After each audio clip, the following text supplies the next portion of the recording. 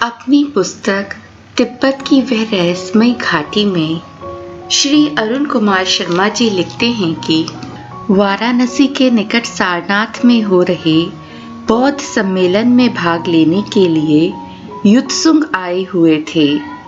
वहां मैं भी दलाई लामा से भेंट करने के लिए गया था। किसी कारणवश उनसे भेंट न हो सकी। अचानक वहीं युत्सुंग से मेरी भेंट हो गई। हम दोनों की यह भेंट लगभग 25 साल बाद हुई थी। वह कुछ क्षण तक मेरी ओर अपलक देखते रहे, फिर गले से लिपट गए। उसके बाद बातचीत का सिलसिला चल पड़ा। बड़ी तन्मयता और बड़े ध्यान से युत्सुंग मेरी बात सुनते रहे। सब कुछ सुनने के बाद उनकी मुख मुद्रा गंभीर हो गई। आंखें मूंद कर वह सहज स्वर में बोले, निश्चय ही आप किसी अलौकिक शक्ति की प्रेरणा के वशीभूत होकर संग्रीला घाटी में पहुंच गए थे। संग्रीला घाटी? इसका नाम तो मैं पहली बार सुन रहा हूँ। चौंकते हुए मैंने कहा, तिब्बत और अरुणाचल की सीमा पर स्थित है संग्रीला घाटी, लेकिन व्यापक भूहीनता और चतुर्थ आयाम से प्रभावित होने के कारण वे अभी तक अगम अगोचर और रहस्यमय बनी हुई है। ऐसा कहा जाता है कि उस घाटी का संबंध अंतरिक्ष के किसी लोक से भी है। यह सुनकर मुझे बड़ा आश्चर्य हुआ। कौतूहल भरे स्वर में मैंने कहा, आपकी चतुर्थ आयाम और भूहीनता की बात मेरी समझ में नहीं आई। इनसे आपका क्या तात्पर्य है? युत्सुंग ने बताया, जिस प्रकार वायुमंडल में बहुत से ऐसे स्थान हैं जहां वायु शून्यता रहती है, उसी प्रकार धरती पर भी ऐसे बहुत सारे स्थान हैं जो भूहीन हैं। ऐसे वायु शून्यता और भूहीनता वाले स्थान चतुर्थ आयाम से प्रभावी होते हैं, और ऐसे प्रभावी स्थान देश काल निमित्त से परे होते हैं। उनमें कोई भी वस्तु या प्राणी अनजाने में चला गया तो 3 आयाम वाले इस जगत की दृष्टि में उसकी सत्ता अदृश्य हो जाती है, लेकिन वहां उसका अस्तित्व बना रहता है। वह निश्चित रूप से कहीं नहीं जा सकता। यह निश्चित रूप से नहीं कहा जा सकता कि भविष्य में कब उसका अस्तित्व इस जगत में प्रकट होगा या होगा भी कि नहीं। इस विषय से संबंधित प्राचीन पुस्तकों में सबसे महत्वपूर्ण पुस्तक है काल विज्ञान।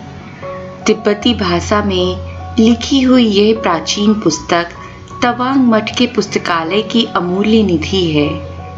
काल विज्ञान का मैंने कई बार गहन अध्ययन किया है और इस नतीजे पर पहुंचा हूँ कि 3 आयाम वाले संसार की हर चीज देश काल और निमित्त से बंधी हुई है। इस संसार का जो देश है वह वक्र है।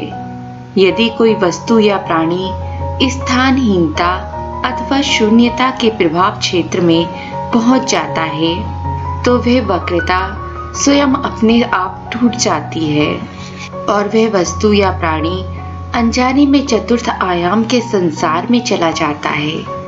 सबसे मजे की बात तो यह है कि यदि कोई व्यक्ति भूहीनता के प्रभावी क्षेत्र में चला जाता है तो उसे इस बात का जरा भी पता नहीं चलता कि वह एक ऐसे विचित्र और अद्भुत संसार के रहस्यमय वातावरण में पहुंच गया है जहां की काल का प्रभाव नगण्य है और जहां मन की, प्राण की और विचार की शक्ति एक विशेष सीमा तक बढ़ जाती है। इतना ही नहीं, शारीरिक क्षमता, जीवन शक्ति और मानसिक चेतना में भी आशातीत वृद्धि हो जाती है।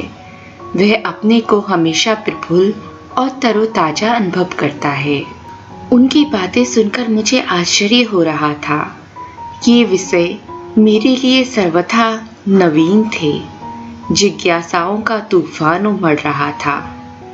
थोड़ी देर रुककर युत्सुंग कहने लगे, सबसे आश्चर्यजनक बात तो ये है कि समय के प्रभाव की नगण्यता के कारण व्यक्ति के शरीर पर काल का प्रभाव अत्यंत मंद गति से पड़ता है। अगर व्यक्ति ने 25 वर्ष की अवस्था में कथित स्थान में प्रवेश किया है तो उसका 25 वर्ष की आयु का शरीर दीर्घ काल तक उसी प्रकार युवा बना रहेगा। इसका मतलब ये हुआ कि आयु भी अपने स्थान पर स्थिर हो जाती है? मैंने पूछा। नहीं, ऐसी बात नहीं है, युत्सुंग बोले। आयु तो बराबर बढ़ती ही जाती है, लेकिन उसकी वृद्धि के प्रभाव से दीर्घ काल तक यह शरीर वंचित रहता है, यही विशेषता है। लेकिन इस बात का पता व्यक्ति को नहीं चलता। वह तो यही समझता है कि वह अभी 25 साल का युवक ही है। संयोगवश वह व्यक्ति किसी प्रकार प्रभावी क्षेत्र से बाहर आ गया तो बढ़ी हुई आयु का प्रभाव तत्काल उस पर पड़ेगा और उसके साथ ही उसकी जीवन शक्ति भी क्षीण हो जाएगी। वह मर भी सकता है। खैर, ऐसी ही है संग्रीला घाटी और ऐसा ही है उसका रहस्यमय वातावरण। ये घाटी कितनी पुरानी है कोई नहीं बतला सकता। लोगों का कहना है कि पौराणिक घाटी है। पुराणों में उसका नाम शांग्रीला है, जो कालांतर में बिगड़कर संग्रीला हो गया। कितनी बड़ी है ये घाटी कहा नहीं जा सकता, लेकिन अनेक योगाश्रमों, सिद्धाश्रमों और तांत्रिक मठों तथा उनमें सैकड़ों हजारों निवास करने वाले उच्च कोटि के दीर्घ अवस्था प्राप्त कालजयी और अद्भुत शक्ति संपन्न योगियों और साधकों का विशाल केंद्र है ये घाटी, संग्रीला घाटी। दिव्य अवस्था प्राप्त कुछ योगी तो ऐसे हैं जो आकाशचारी भी हैं। कुछ विलक्षण साधक ऐसे भी हैं जो महाभारत काल के हैं और वहीं रहकर साधना कर रहे हैं।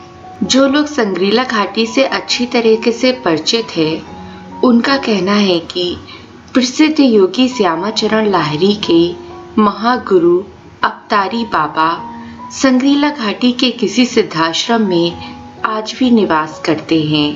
कभी कभी आकाश मार्ग से गमन कर अपने भक्तों और शिष्यों को दर्शन भी देते हैं। संग्रीला घाटी के 3 साधना केंद्र प्रसिद्ध हैं। पहला है ज्ञानगंज मठ, दूसरा है सिद्ध विज्ञान आश्रम और तीसरा है योग सिद्धाश्रम। ये तीनों आश्रम अत्यंत विशाल है। इनमें अनेक विभाग है।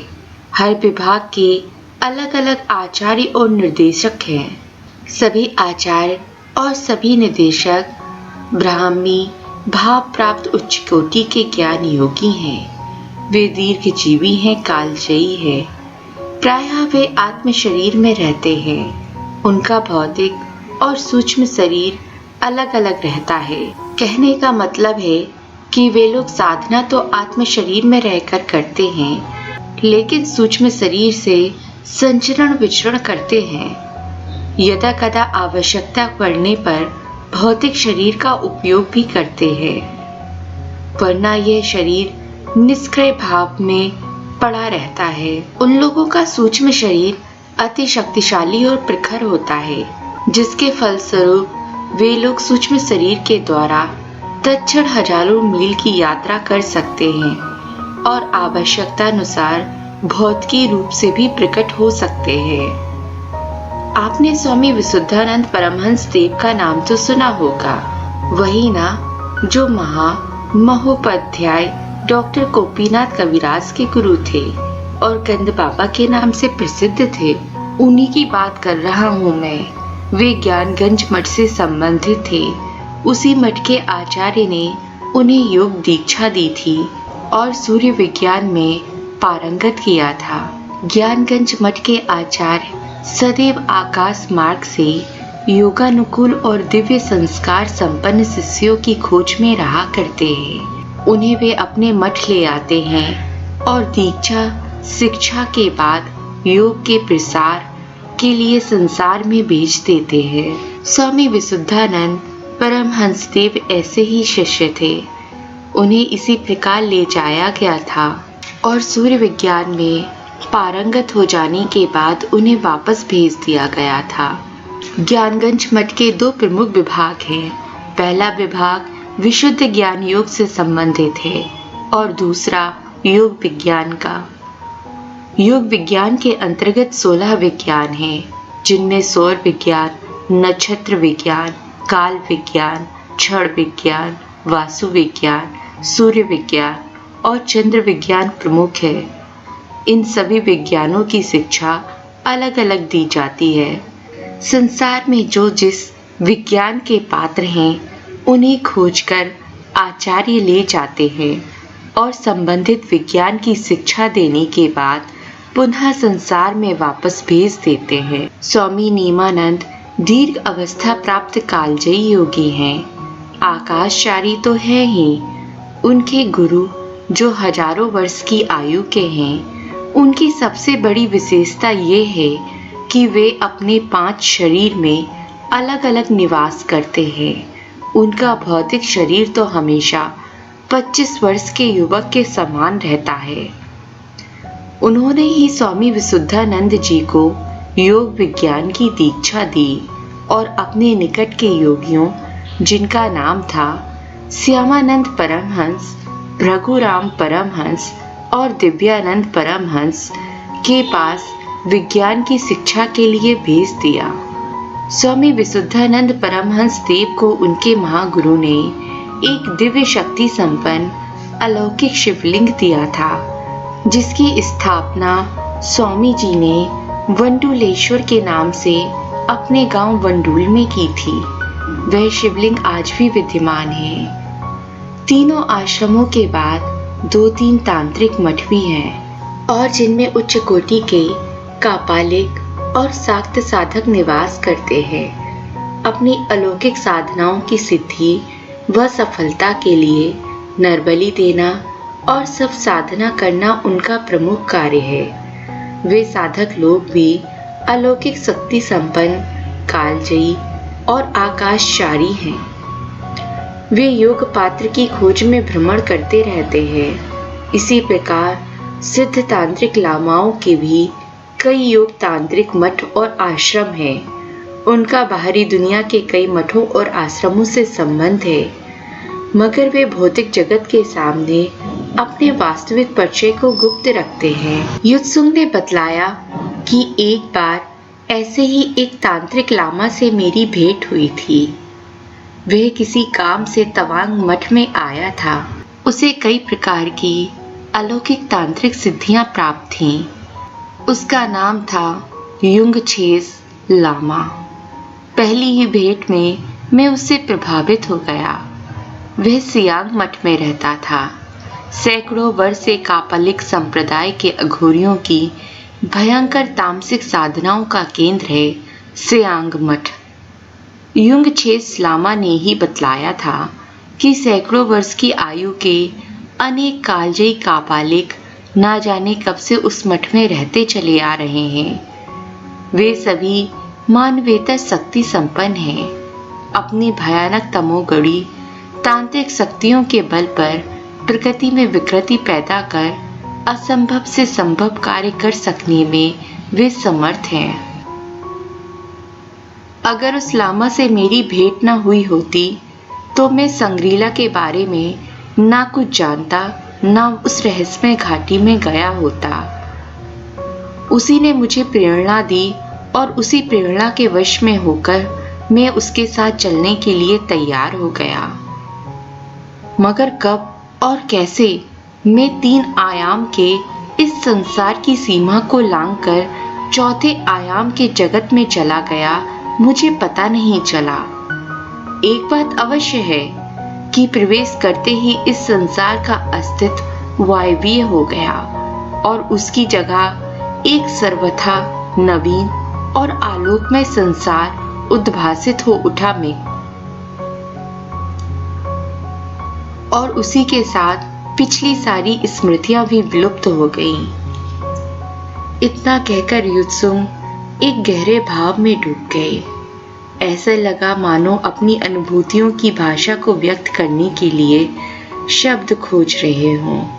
काफी देर बाद शून्य में ताकते हुए धीमे स्वर में कहने लगे, शर्मा जी, आश्चर्य की बात तो ये है कि वहां ना सूर्य का प्रकाश था, ना चांद की चांदनी।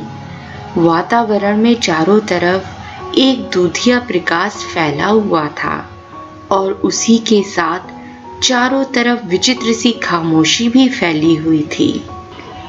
उसी दूधिया प्रकाश में मैंने देखा कि एक और मठों, आश्रमों और विभिन्न आकृतियों के मंदिर थे और दूसरी ओर सुदूर तक फैली हुई संग्रीला की सुनसान घाटी।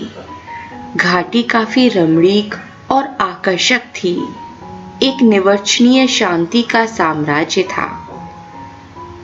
ना जाने कब और कैसे मैं लामा के साथ एक ऐसे स्थान पर पहुंचा जहां की जमीन स्फटिक की तरह पारदर्शक और चमकीली थी। लामा ने मेरे कान में फुसफुसाकर कहा, जानते हो, यह जमीन जहां तुम खड़े हो एक महान योगी की प्रबल इच्छा शक्ति के वशीभूत है। इतना ही नहीं, इस जमीन का अगोचर संबंध अनेक लोकांतरों से भी है। ये बात मैं समझ नहीं पा रहा हूं, मैंने कहा। मेरी बात सुनकर लामा ने एक बार चारों ओर नजरें घुमाकर देखा और फिर कहा, अभी तुम्हारी समझ में आ जाएगा, थोड़ी देर रुको। सचमुच थोड़ी देर बाद मेरे सामने एक अजीब सा दृश्य उभरने लगा।